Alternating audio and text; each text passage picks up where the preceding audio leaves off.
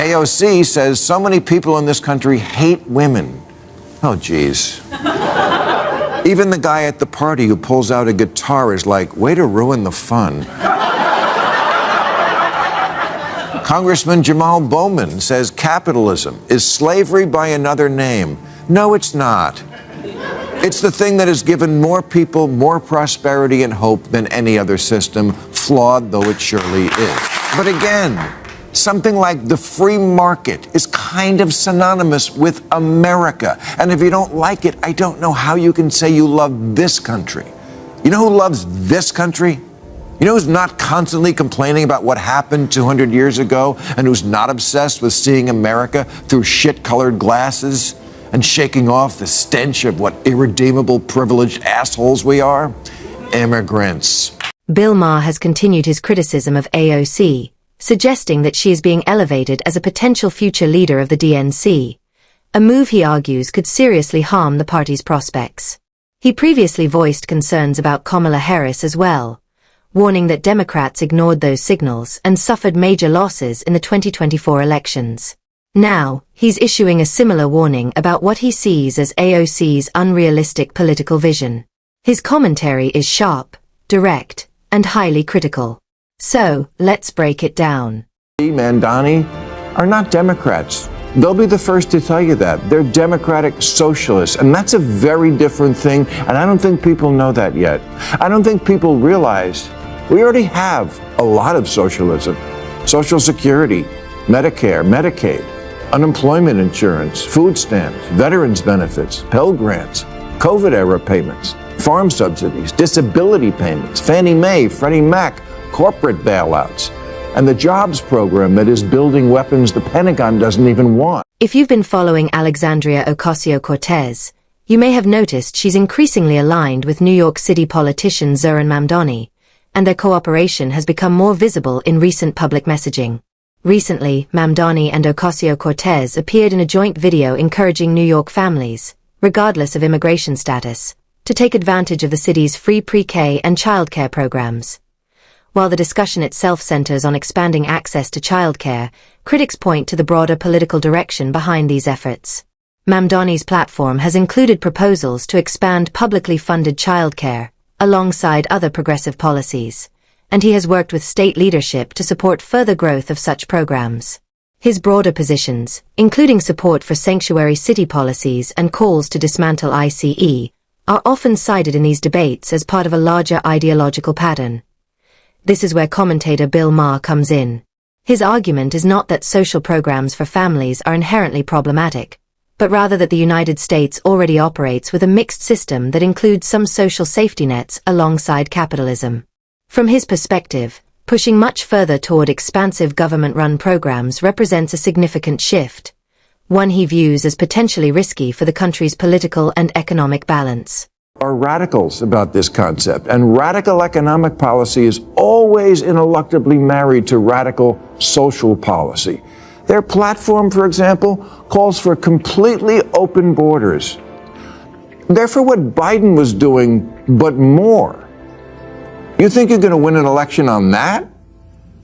This just seems like more extremism at a time when Americans are begging both parties, please, could just one of you act normal? If you thought Joe Biden was already a controversial figure for some critics, Bill Maher argues that Alexandria Ocasio-Cortez represents an even more extreme shift within the Democratic Party. In his view, the difference becomes clear when you compare them directly.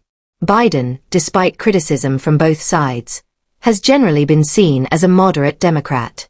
Even on immigration, where his administration has been heavily debated, Maher and others point out that there were still policies, enforcement measures, and attempts to balance humanitarian concerns with border control. Flawed or not, the approach was not viewed as abandoning structure entirely. Ocasio-Cortez, on the other hand, is portrayed by critics as part of a more progressive wing of the party. She and her allies in the Democratic Socialists of America are often described by opponents as supporting far more expansive immigration policies and broader structural changes to the system. In that framing, the concern is that the emphasis shifts away from enforcement and limits toward a much more open-ended approach. For Maher, the contrast isn't just about policy details, it's about political philosophy. He suggests Biden still operates within the traditional boundaries of mainstream Democratic politics, while Ocasio-Cortez represents a push far beyond them. That gap, in his view, reflects a deeper divide in how different factions of the party see the role of government and the direction of the country. Okay, I say the next time we have debates, the moderator needs to frame that question a little differently, as say something about America that you like, because honestly, I don't know why the people who are fighting for this country so hard even want it. And that's what makes the debate puzzling for some observers. Why, critics ask, would Alexandria Ocasio-Cortez want to help lead a country she so often speaks critically about? From that perspective, it can seem like her messaging rarely shifts into praise or acknowledgement when policies are viewed as successful. In that framing, opponents argue that regardless of what Donald Trump or other political figures accomplish, whether on jobs, the economy, or income growth, Ocasio-Cortez is consistently vocal in her opposition and focuses on the downsides rather than the positives. They see this as a pattern of constant confrontation rather than occasional agreement or balance. Commentator Bill Maher has pointed to this distinction in a broader sense, arguing that criticism of government is healthy when it's grounded and constructive. But he and others draw a line between constructive accountability and what they describe as reflexive opposition. In their view, one reflects a commitment to improving the country, while the other can come across as deeper disapproval of the system itself. Voters, they argue, tend to notice that difference over time. That started out bad and will always be bad, founded on an unrelenting history of sucking and unable to change. But we have changed a lot. Democrat Cori Bush tweeted, "This land is stolen land and black people still aren't free." And this was on the 4th of July. Really? Not that I give a shit about the 4th of July. I've never been a rah-rah guy. But I am a perspective guy. And that's what too much of the left has lost, perspective. A point often raised by Bill Maher is that parts of the Democratic messaging strategy can sometimes frame the United States in extremely negative terms. Critics argue that, in pushing their narrative, some politicians and commentators describe America as deeply unjust or fundamentally broken, rather than acknowledging progress alongside its problems. This debate has flared up again around a recent social media post from a Democratic lawmaker, which suggested that black Americans are not truly free in the United States. The statement drew strong backlash, with opponents arguing it overlooks significant historical and present-day achievements, including representation in business, government, and national leadership. Supporters of this critique say this kind of rhetoric is part of a broader political approach, emphasizing systemic failures and inequality to highlight urgency for reform. Critics, however, see it differently. They argue that when a country is consistently portrayed in its worst possible light, it risks shifting from constructive criticism into a narrative of blanket condemnation. From Maher's perspective, and others who share this concern, the key difference lies in tone and framing, whether the focus is on improving the system or fundamentally rejecting it. Of black people under 30 are optimistic about their future in America, way more than white people the same age. And as far as the land goes, yes, I guess we could change the name of Captain America to Captain Stolen Land.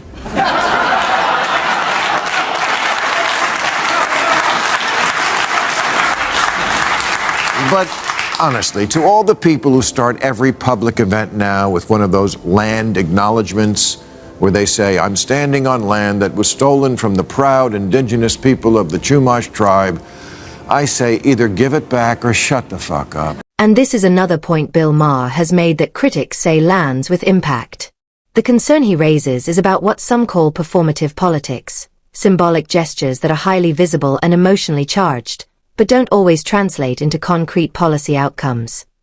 From that perspective, figures like Alexandria Ocasio-Cortez are sometimes associated by critics with this style of messaging, speeches, statements, and public acknowledgments that are designed to signal moral awareness and empathy, particularly around issues affecting marginalized communities. Point 1. Commonly cited example in these debates is the use of land acknowledgement statements, formal recognitions that public institutions are built on historically indigenous land. Supporters see these as important gestures of recognition and respect. Critics, however, argue that while they may sound meaningful and sincere, they often aren't followed by tangible policy changes or material reparative action. In Maher's framing, The issue isn't the intention behind acknowledging historical injustices, but the gap between symbolism and results. He suggests that if public statements highlight injustice but don't lead to measurable change, they risk becoming more about presentation than impact. From that viewpoint, he argues this style of politics can look like signaling virtue rather than doing the difficult work of governance, something he believes voters eventually begin to recognize. AOC says so many people in this country hate women. Oh, geez. Even the guy at the party who pulls out a guitar is like, way to ruin the fun. Congressman Jamal Bowman says capitalism is slavery by another name. No, it's not. It's the thing that has given more people more prosperity and hope than any other system, flawed though it surely is. Is it really about women? Critics often point to election losses like those of Hillary Clinton in 2016 and Kamala Harris in 2024 as evidence, but that interpretation is far from settled. From another perspective, voters in the United States are usually driven less by identity categories and more by practical concerns.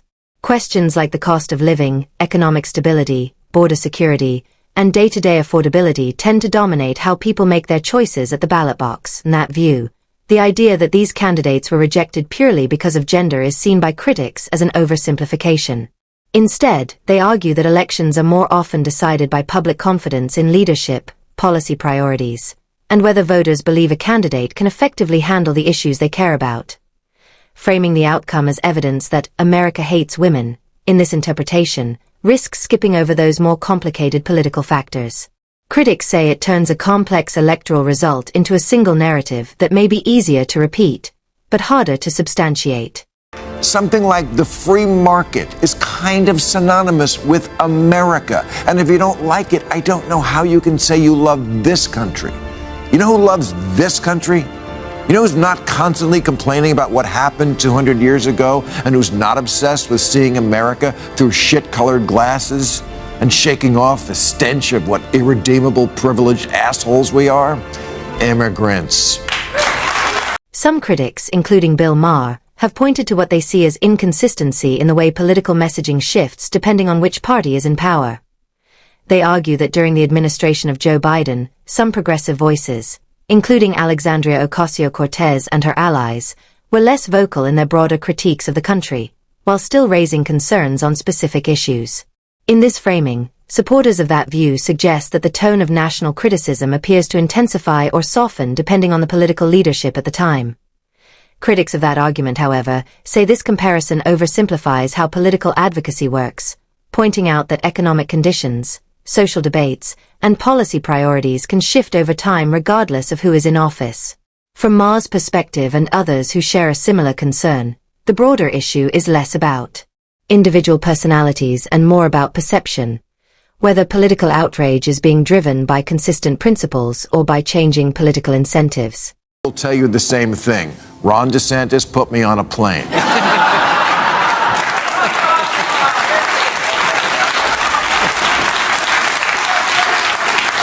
But they will also tell you that America, for all that's so shitty about it right now, is still the last best hope. And those people asking for our votes to take it over should remember. One of the arguments often raised in this debate focuses on a striking contrast in perception. Some critics of Alexandria Ocasio-Cortez and her political allies argue that while they frequently emphasize America's flaws in their messaging, many immigrants who arrive in the United States describe a very different experience. In this view, supporters of America's current system point out that people who come from other countries, sometimes after difficult and dangerous journeys, often see the United States as an opportunity-driven society compared to the places they left behind. They highlight freedoms, economic mobility, and safety as major reasons people choose to migrate. From this perspective, the debate becomes one of framing, whether America should primarily be discussed through the lens of its shortcomings, or through a balance that also includes the reasons many people around the world still seek to come here. She had some deprogramming. She could be such a fantastic candidate. What do you mean deprogramming? Well, she just doesn't. She's never going to resonate with people outside of the bubble that she lives in the very, very far left. So there you have it. Bill Maher, a longtime liberal voice, isn't framing his argument as an attack on America, but as a warning to his own political side. His central point is straightforward. You can't govern effectively if your message consistently focuses only on what's broken, without acknowledging what still works or what voters actually care about.